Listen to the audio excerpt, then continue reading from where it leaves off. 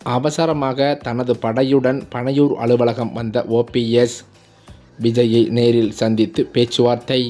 அதிர்ச்சியில் எடப்பாடி பழனிசாமி.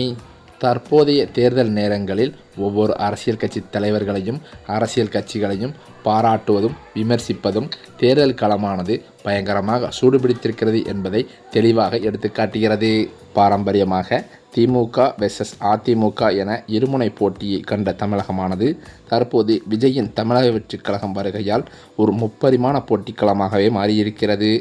இந்த மாற்றத்தின் விளைவாக தேர்தல் முடிவுகளில் 2 தெளிவான சாத்தியக்கூறுகள் மட்டுமே இருக்கக்கூடும் என்று டெல்லி தனியார் நிறுவனம் சமீபத்தில் நடத்திய கருத்து கணிப்பு அதிர்ச்சி தகவலை வெளியிட்டுள்ளதாக கூறப்படுகிறது. அதில் ஒன்று என்னவென்றால், விஜய் தலைமையில் தவேக ஆட்சி அமைப்பது, மற்றொன்று அறுதி பெரும்பான்மை இல்லாத, அதாவது தொங்கு சட்டமன்றம் ஏற்படுவது. சமீபத்தில் வெளிவந்த சில கருத்து கணிப்புகள் தமிழக அரசியல் போக்கு பற்றிய முக்கியமான தகவலை வெளியிடுகின்றன. தற்போதைய கள நிலவரப்படி விஜயின் தவேக அதிமுகவின் பாரம்பரிய வாக்குகளையும் திமுக மீது அதிருப்தி கொண்ட நடுநிலை வாக்குகளையும் கணிசமாக பிரிக்கும் சக்தி வாய்ந்ததாக கருதப்படுகிறது. அதிமுகவில் ஏற்பட்டுள்ள உட்கட்சி பிளவு மற்றும் தவேகவின் நேரடி வாக்குப்பிரிவு ஆகியவற்றால் அதிமுகவின் வாக்கு வங்கி பெரிதும் பாதிக்கப்படும் வாய்ப்பு இருக்கிறதாம். இதனால் பல தொகுதிகளில் அதிமுக 3வது இடத்திற்கு தள்ளப்படலாம் என்ற அச்சம் அதன் தலைமைக்கே ஏற்பட்டிருக்கிறது.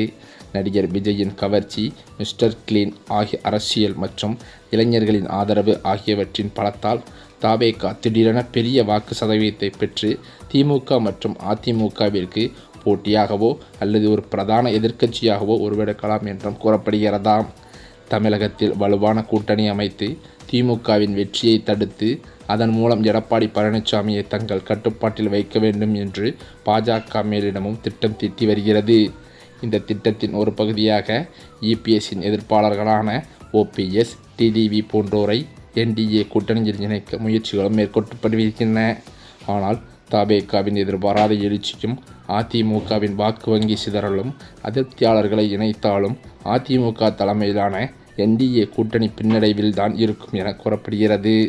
அதே சமயம் அதிமுக பிரமுகர் ஒருவர் அளித்த பேட்டியில் கூறியிருப்பதாவது, அதாவது அதிமுக பாஜக கூட்டணியை கண்டு ஆளும் திமுகவானது நடுநடுங்கி போய் இருக்கிறது என்றும், தேர்தல் நேரங்களில் வரும் பாராட்டுக்களும் விமர்சனங்களும் புதக்கண்ணாடி வைத்து தேதி பார்த்து அரசியல் காரணங்களை சொல்லிக் கொண்டிருக்க முடியாது.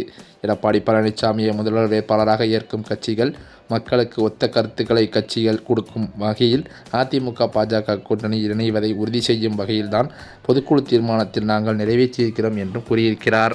அதே சமயம் புதிதாக உருவெடுத்து வரும் தமிழக வெற்றிக் கழகத்தில் இணைந்த செங்கோட்டையன் அவர்களால் தற்போது தவேகவானது படும் பாதாளத்தில் விழுவதற்கும் அச்சத்தில் இருப்பதாகவும் தவேக தொண்டர்கள் மத்தியில் தகவல்களும் வெளியாகியுள்ளது. அதேபோல தேர்தல் ஒரு 4 முனை போட்டியாக, அதாவது திமுக, அதிமுக, தவேக, நதக என மாறினால் எங்கும் யாருக்கும் அறுதி பெரும்பான்மை கிடைக்காமல் தமிழக அரசியலில் பாஜகவின் இலக்கு சிதைந்து போகும் அபாயமும் இருக்கிறது.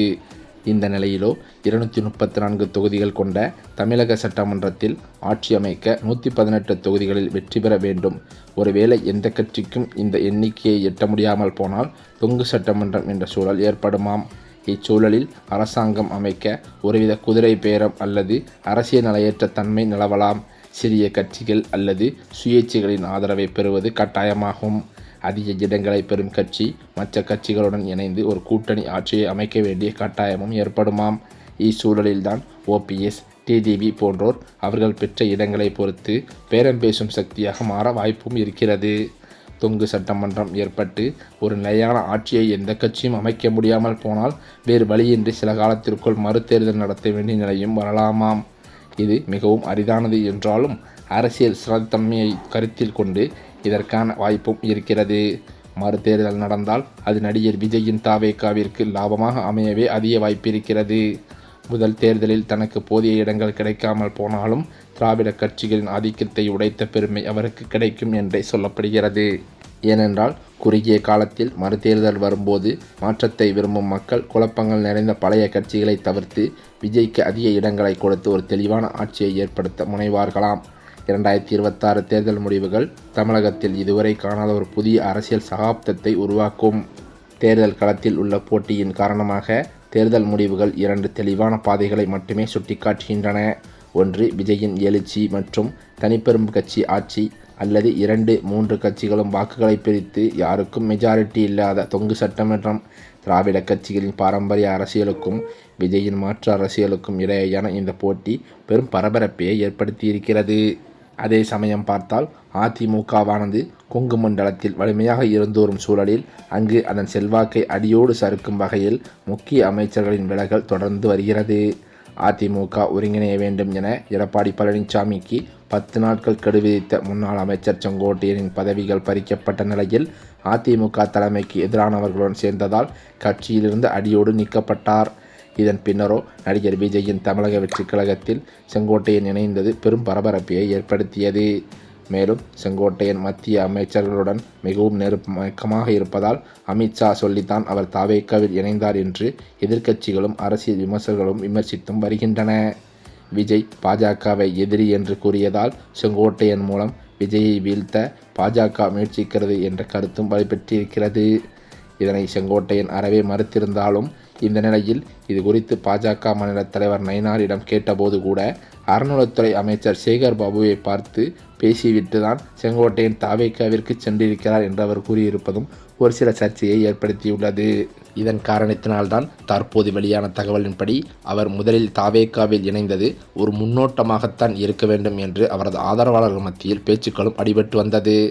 இந்த நிலையில்தான் அவர் திமுகவில் இணைய முயற்சித்து வருவதாகவும் திமுக அமைச்சர்களிடம் பேச்சுவார்த்தை நடத்தியிருப்பதாகவும் அதிர்ச்சி தகவல்கள் வெளியாகி வருகின்றன. மேலும் அது மட்டுமில்லாமல் தற்போதைய சூழலில் கூட கூட்டணி குறித்து தமிழக வெற்றி கழகத்தின் தலைவர் அறிவிப்பு ஒன்றை வெளியிடப் போவதாக அதிர்ச்சி தகவல்கள் வெளியாகியுள்ளது. மேலும் காங்கிரஸில் உள்ள முக்கிய பிரமுகர் ஒருத்தர் இன்றைய தினம் தமிழக வெற்றி கழக தலைவர் விஜய் அவர்களை நேரில் சந்தித்து ஆலோசனை நடத்தியிருப்பதாகவும் தகவல்கள் வெளியான நிலையில் காங்கிரசுடன் கூட்டணி தமிழக வெற்றி கழகம் வைக்குமா என்ற சந்தேகம் பொதுமக்கள் மத்தியில் எழுந்துள்ளது. அதே சமயம் தாவேக்காவில் சேர்ந்த பின் செய்தியாளர்களை சந்தித்த செங்கோட்டையன் அதிமுகவும் திமுகவும் ஒன்றுதான் என்று கூறி இதனை உறுதிப்படுத்தியிருக்கிறார்.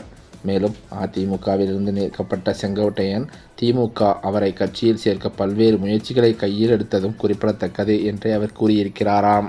இவைகளெல்லாம் ஒருபுறம் இருக்க தற்போது அதிமுக பாஜக இடையே பல பேச்சுவார்த்தைகள் நடந்து வருவதாக தகவல்கள் கசிந்து வருகிறது. அது மட்டுமில்லாமல் யாருடன் கூட்டணி, யாருக்கெல்லாம் எத்தனை தொகுதிகள் பங்கீடு என்ற பேச்சுவார்த்தையெல்லாம் எடப்பாடி பழனிசாமியுடன் ரகசியமாக நயினா நாகேந்திரன் பேசி வருவதாக அவரது நெருங்கிய வட்டாரங்களில் தகவல்கள் கசிந்து வருகிறது. இந்த சூழ்நிலையில் ஓபிஎஸ் அவர்களோ அதிமுகவில் இடம்பெறுவாரா என்று எதிர்பார்த்து காத்திருந்த நிலையில் அவர் தமிழக வெற்றி கழகத்தில் விஜயுடன் கூட்டணியை அறிவிக்கப் போவதாக ஓபிஎஸ் ஆதரவாளர்கள் மத்தியில் தகவல்கள் வெளிவந்துள்ளது. அது மட்டுமில்லாமல் அவர் பனையூர் அலுவலகத்திற்கு நேரில் சென்று இன்னும் ஓரிரண்டு நாட்களில் விஜய் முன்னிலையில் தாவேக்காவில் இணைய அவரது ஆதரவாளர்களுடன் ஆலோசனை நடத்தி வருவதாகவும் தகவல்கள் வெளிவந்து கொண்டிருக்கிறது. இந்த தகவலானது இன்னும் 2 நாட்களுக்குள் அதிகாரப்பூர்வமாக அறிவிக்கப்படும் என்றும் தமிழக வெற்றி கழகத்தில் தன்னை இணைத்துக் கொள்வேன் என்றும் அவர் அதிகாரப்பூர்வமாக அறிவிப்பார் என்றும் அவரது ஆதரவாளர்கள் மத்தியில் பேச்சுக்களும் அடிபடுகின்றன.